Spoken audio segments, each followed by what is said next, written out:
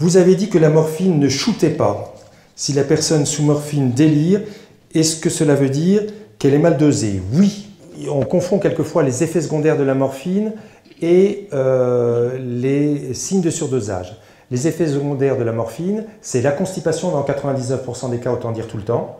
Les nausées et vomissements qui sont transitoires. Il faut prévenir les gens, mais au bout de 4-5 jours, ça s'estompe.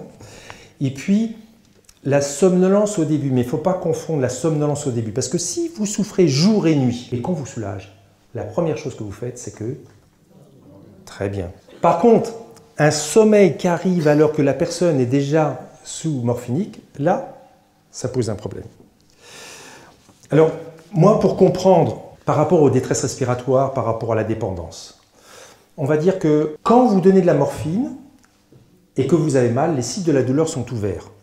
Et la morphine va être piégée dans les sites de la douleur parce qu'il y a une affinité particulière de la morphine qui va être dans les sites de la douleur plutôt que d'être circulante. Et donc ne va pas se localiser au niveau des sites respiratoires et des sites neurologiques. Et donc pas donner de problème de détresse respiratoire et pas donner de problème de dépendance et d'accoutumance.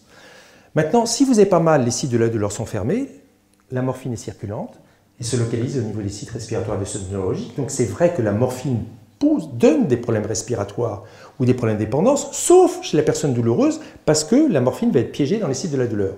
Maintenant, quand vous donnez trop de morphine, eh bien, tous les sites de la douleur sont saturés. De nouveau, la morphine est circulante, se localise au niveau des sites respiratoires et des sites neurologiques.